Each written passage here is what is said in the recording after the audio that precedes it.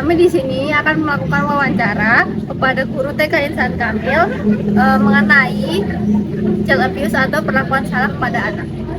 Akhir-akhir ini sedang marak terjadinya perlakuan salah terhadap anak atau kekerasan seksual terhadap anak di bawah umur. Untuk itu, kami akan melakukan wawancara pada guru TK Insan Kamil UIN Raden Pasai Surakarta mengenai bagaimana penanggulangan child abuse atau perlakuan salah terhadap anak dan bagaimana guru memberikan sosialisasi terhadap orang tua wali atau pada siswanya bagaimana menjaga diri dan bagaimana penanggulangan tentang child abuse. Cause we were always in trouble, and all the cool kids did their own thing. I was on the outside, always looking in. Yeah, I was there, but I Ini saya perkenalkan, saya Islamiah Aisyah dari mahasiswa UIN Raden Pasai Surakarta dari Fakultas Ilmu Tarbiyah semester 2. Di sini saya dan rekan-rekan saya mendapatkan tugas mengenai analisis fisiologi anak tentang child abuse atau perlakuan salah terhadap anak. Apakah itu bersedia untuk menjawab pertanyaan dari kita? Insya Allah. Sebelumnya kan ini akhir-akhir ini sedang marak kekerasan terhadap anak, terus kekerasan seksual dan sebagainya. Nah ini saya akan tanya mengenai penanggulangan child abuse pada TK Insan Kamil. Nah yang pertama, apakah guru pada TK Insan Kamil itu memberikan sosialisasi tentang child abuse kepada orang tua? Terima kasih. Pada dasarnya tahun Insan Kamil kali ini sudah mendapat suatu penghargaan dari sekolah anak-anak dari salah satu sekolah yang ditunjuk mempunyai kontribusi terhadap beberapa segi yang ada di sekolah anak-anak. Kali ini panitia untuk bank sampah dianggap ramah anak karena ramah lingkungan juga. Mengenai tentang kekerasan pada anak, kami memang di sekolah Insan Kamil ini ada komite yang sebagai partner kami untuk saling diskusi mengenai anak atau diskusi mengenai kegiatan apapun yang ada di dalam Insan Kamil, termasuk karantina. Untuk mengenai kekerasan pada anak dan penanganannya, kami memang sudah mempunyai rencana untuk mengajarkan parenting itu karena sesuai dengan komitmen kami bersama-sama dengan GSKK, itu sebuah yayasan yang menaungi sekolah anak-anak untuk melakukan apapun mengenai penanggulangan kekerasan pada anak. Insya Allah untuk semester depan ada parenting tentang itu. Dan terima kasih ini kami telah diingatkan dan Berarti ini sudah direncanakan? Iya, sudah. Kemudian bagaimana menurut Ibu bagaimana kekerasan terhadap anak?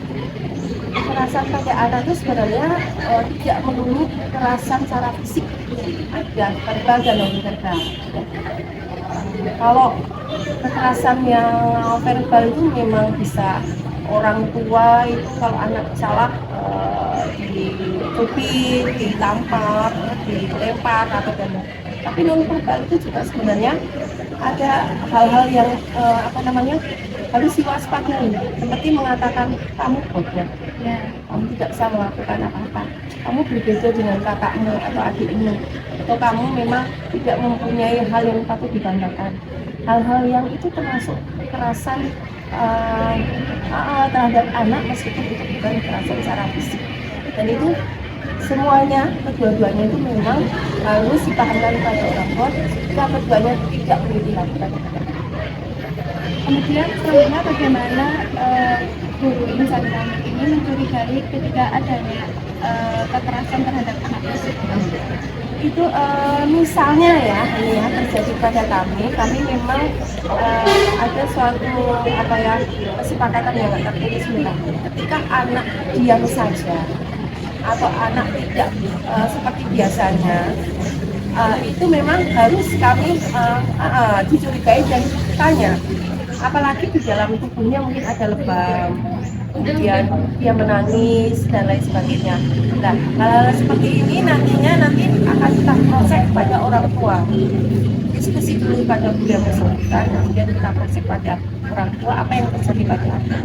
Kemudian setelah itu mungkin bisa kita nasihati atau kita tanggung. Kemudian menurut ibu sendiri, kekerasan terhadap anak itu pengaruhnya seperti apa untuk perkembangan anak? Jelas sangat berpengaruh ya, karena anak itu bahagia atau tidak itu dimulai dari rumah. Bukan jadi cuma satu. Kalau memang ada masalah dengan orang tuanya, akan terlihat sekali anak terlihat murung atau terlihat tidak bahagia. Makanya sebisa mungkin anak itu misalnya ada masalah di rumah, untuk kami bersepakat bersama guru itu untuk bagaimana menghidupkan anak agar mereka berbahagia ada sekolah. Karena prinsip PAUD itu ketika dia belajar di sekolah, dia pulang dengan perasaan bahagia meskipun nanti ada masalah lagi ada dalam rumah. Selanjutnya, usaha apa yang dilakukan oleh guru dalam menghadapi seorang siswa yang trauma karena mengalami kekerasan fisik sebagai punishment dari orang tua? Memang yang seperti ini memang kami belum memperoleh gambaran yang lengkap untuk menangani trauma anak, karena di sekolah kami alhamdulillah belum pernah ada kekerasan fisik.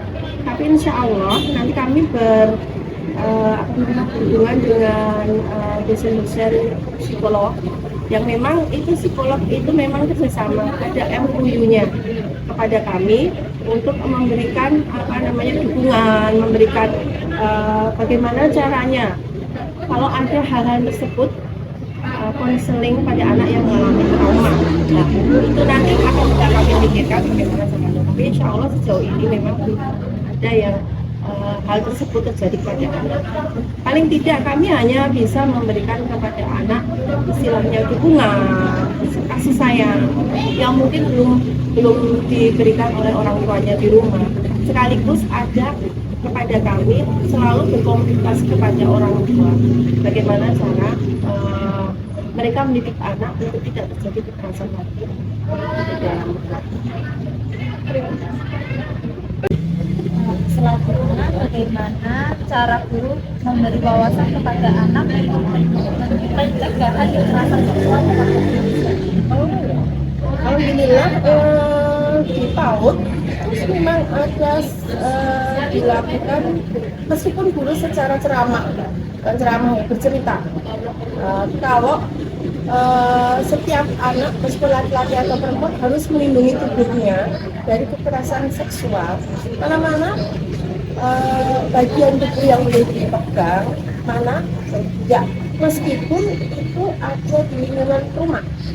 Kan yang boleh memegang itu cuma ibunda, kalau ayah ataupun juga paman atau kakek nenek itu kan memang ranah yang berbeda.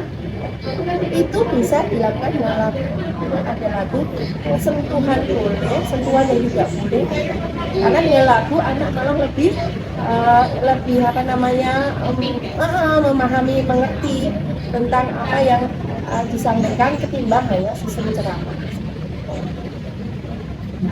Selanjutnya, apakah sekolah menerapkan peraturan yang mengatur perlindungan anak? Ini kebetulan juga yang seperti saya sampaikan di depan tadi, hubungannya dengan DSKK atau sekolah ramah anak itu memang meminta kepada kami sekolah-sekolah yang menjadi rujukan sekolah ramah anak yang sudah dikasih menuju sekolah ramah anak itu untuk menuliskan SOP bagaimana perlindungan terhadap anak usia dini yang menjadi tanggungan kami itu terjaga, baik itu dari temannya sendiri. Jadi perlindungan kan tidak mesti dari orang lain, orang besar ya, temannya sendiri. Jadi istilahnya menjambak, kemudian nampar, melempar barang seperti itu, mencubit, dilakukan oleh temannya sendiri maupun juga guru atau pihak-pihak lain yang ada di sekitar sekolah ini. Selanjutnya, bagaimana keterampilan guru mendidik anak untuk membela diri? Oh iya, nah ini memang pembelaan diri kepada anak ini memang belum kami belum kami lakukan, tapi terima kasih atas pertanyaan ya, karena hal ini kemungkinan akan menjadi referensi untuk kami.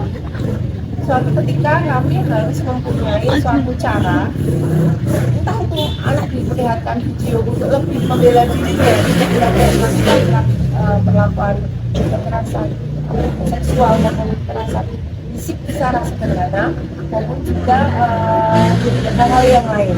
Makanya itu terima kasih pada Andi dengan atas pertanyaan ini. Kemungkinan dengan pihak-pihak terkait misalnya kami juga akan bekerja sama untuk mewujudkan bagaimana cara secara sederhana anak bisa membela dirinya untuk perkara kekerasan. Itu saja dari kami. Terima kasih atas wawancara hari ini, dan ini juga sangat bermanfaat untuk kita kedepannya. Terima kasih banyak sudah dibantu, sudah diberi tempat untuk kita menyelesaikan tugas. Sama-sama ya Mbak ya, bermanfaat. Cause we were always in trouble. And all the cool kids did their own thing. I was on the outside, always looking in.